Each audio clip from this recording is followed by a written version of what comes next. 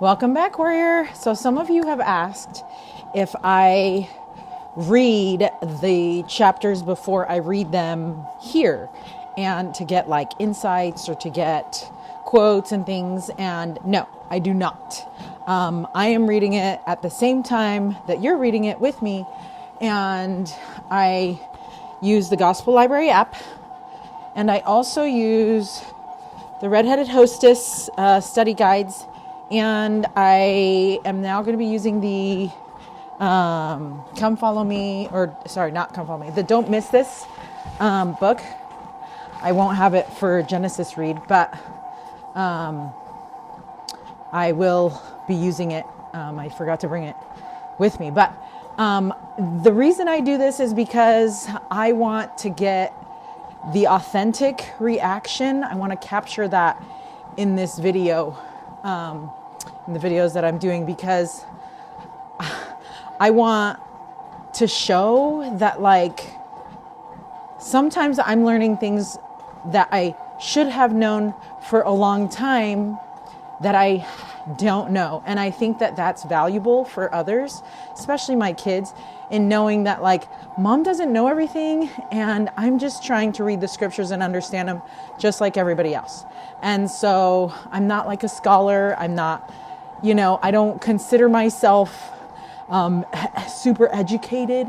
And so I just want to make sure that my posterity and you know that there's no wrong way to read the scriptures. And I have to do it on the treadmill to keep myself awake. So otherwise I would totally sit down and do it, and like I'd show you like highlighting and show you like where I write things. I do highlight the Book of Mormon, and as some of those episodes show, it gets sleepy and I'm not very good at staying awake while reading. Luckily, the highlighting keeps me awake a little bit more, and the recording also makes me kind of stay a little bit more alert. But honestly, it's like I'm not trying to hide or pretend that I'm a different person or anything like that. I'm literally just trying to hold myself accountable to the goals that I have set. And this is what helps me. Okay, so we're going to read the first book of Moses, called Genesis 1, or Genesis chapter 1. And the creation account in Genesis 1 begins with what is recorded in Moses chapter 2. And so I want to read Genesis because that is the goal of this year, is to read the Old Testament. So if I don't read the words that are in Genesis, even though they're similar words written in Moses in the Pearl of Great Price, then I won't have counted as if I read it. So we're going to read Genesis chapter 1. And so here we go. It says, God creates this earth and its heaven and all forms of life in 6 days. The creative acts of each day are described. God creates man, both male and female, in his own image. Man is given dominion over all things and is commanded to multiply and fill the earth. Okay, this makes me want to go to the temple and do a session. Normally I go to the temple and do initiatories, but this really makes me want to go do a session because this is where we're at. We're in this, right? So if you have an opportunity to do that, go, okay? Make your appointment. It's never booked. It's never full, unless I guess you're going on a Friday night or whatever. But okay, it says, in the beginning, God created the heaven and the earth, and the earth was without form. I don't know why I'm getting emotional. I think the Spirit tries to testify to me of truths, and this is how sometimes I feel it. So, yes, God is the one who created these things. And the earth was without form and void, and darkness was upon the face of the deep. And the Spirit of God moved upon the face of the waters. And God said, let there be light. And there was light. And God saw the light, that it was good. And God divided the light from the darkness. And God called the light day, and the darkness he called night. And the evening and the morning were the first day. Okay, well, if we're going to be emotional this whole time, it's going to take me a lot longer to read because I literally can't see.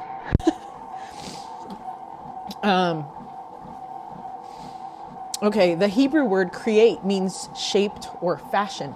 Joseph Smith explained that the world was shaped out of eternal elements rather than created out of nothing. He says this, you ask the learned doctors why they say the world was made out of nothing, and they will answer, doesn't the Bible say he created the world? And then infer from the word create that it must have been made out of nothing. Now the word create came from the word borrow,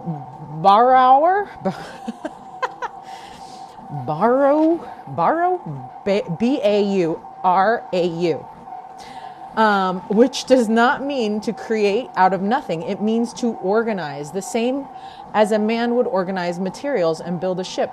Hence, we infer that God had materials to organize the world out of chaos, chaotic matter, which is element, and in which dwells all the glory. Element had an existence from the time he had. The pure principles of element are principles which can never be destroyed. They may be organized and reorganized, but not destroyed. They had no beginning and can have no end. End quote. Joseph Smith, Teachings of the Prophet Joseph Smith. Okay. So that's one restored truth, right? Another restored truth that we learn in Moses chapter 2, verse 1 is that God created the earth through Jesus Christ. And so now when we think about these things, when we are thinking about what we're reading, think of it like that, okay? And I'm not going to read Moses 2. I feel like we could do a side-by-side, but because I'm walking on the treadmill, it's not going to happen, right? Because I can't really show you the side-by-side comparison. And therefore, it would be really crazy for me to try and do so. So we will just stick with the reading of one chapter, but I will put in those quotes that we like or that make a difference, okay? Oh boy, what did I do? Okay, verse 6. And God said, let there be a firmament in the midst of the waters, and let it divide the waters from the waters.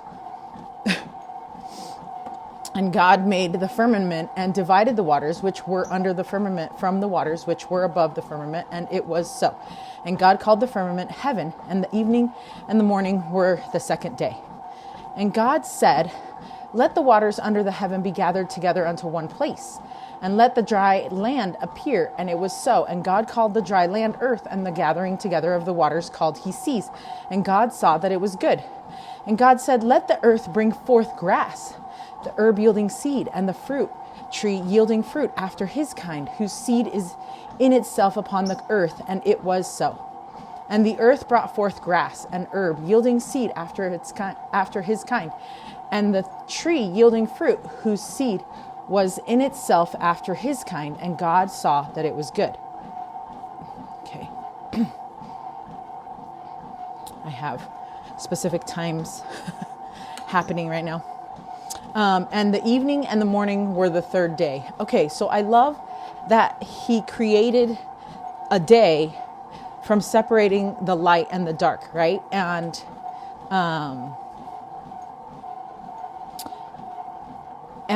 helping us see that that's the pattern of light and day, and like light and day, or light and dark, and then that's one day, light and dark another day, and so forth.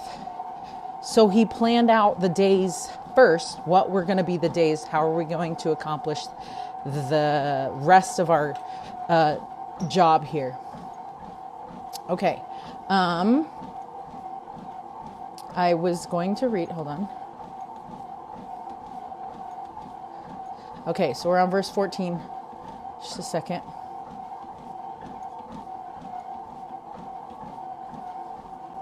Okay, I like this part about light that the redheaded hostess mentions. They say that it doesn't say that there was nothing here before the earth was created. Rather, it was without form. And so from the Hebrew, tohu means desolate or lacking purpose, and void from the Hebrew bohu, meaning empty. Like other planets, it was barren, not full of life as we now experience. But once God spoke, let there be light, that marked the true beginning of life, filling it with purpose. So God's Spirit moved upon the face of the water, as one gospel scholar explained. The Spirit of God moved or brooded. The latter two words are both attempts to translate a Hebrew word which depicts that which a bird or hen does in incubating and guarding her eggs in the nest. That's cool. So that's from Ellis T. Rasmussen, An Introduction of the Old Testament and Its Teachings, Part 1. So the creation was just an act of great love, right? Oh, I love that. Okay, so then once the light and the darkness were divided, the next steps was to create the firmament, and each creative period was built upon the last, showing the creation that was carried out with order and purpose.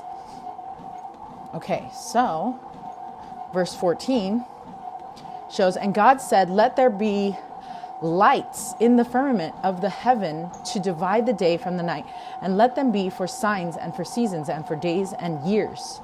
Okay, we just had a new year, so that's awesome. I also feel like the new year when it's my birthday. I don't know if anybody feels that same way. Verse 15, and let them be for lights in the firmament of the heaven to give light upon the earth, and it was so. And God made two great lights, the greater light to rule the day, and the lesser light to rule the night. He made the stars also. And God set them in the firmament of heaven to give light upon the earth, and to rule over the day and over the night, and to divide the light from the darkness. And God saw that it was good. And the evening and the morning were the fourth day. And God said, "Let the waters bring forth abundantly the moving creature that hath life, and fowl that may fly above the earth in the open firmament of heaven." And God created great whales and every living creature that moveth, which the waters brought forth abundantly after their kind, and every winged fowl after his kind. And God saw that it was good. And God blessed them, saying, "Be fruitful and multiply, and fill the waters in the seas, and let fowl multiply in the earth." And the evening and the morning were the fifth day. And God said, "Let the earth bring forth the living creature after his kind, cattle and creeping thing and beasts of the earth after his kind." And it was so. And God made the beasts of the earth after his kind, and cattle after their kind, and everything that creepeth upon the earth after his kind. And God saw that it was good. And God said, "Let us make man in our image, after our likeness, and let them have dominion over the fish of the sea, and over the fowl of the air, and over the cattle, and over all the earth, and over every creeping thing that creepeth upon the earth." Verse 27. So God created man in his own image. In the image of God created he him, male and female created he them. And God blessed them, and God said unto them, "Be fruitful and multiply, and replenish the earth, and subdue it, and have dominion over the fish of the sea, and over the fowl of the air, and over everything that moveth upon the earth." And God said, "Behold, I have given you every herb bearing seed which is upon the face of all the earth, and every tree in the which is the fruit of the tree yielding seed. To you it shall be for meat. And to every beast of the earth, and every fowl of the air, and to everything that creepeth upon the earth, wherein there is life, I have given every green herb for meat." And it was so. And God saw everything that he made, and behold, it was very good. And the evening and the morning were the sixth day. Okay, and that is the end of chapter 1 in Genesis. And I wanted to end with don't miss this, read it, live it. Okay, I love this. It says, "The first act of creation was illumination.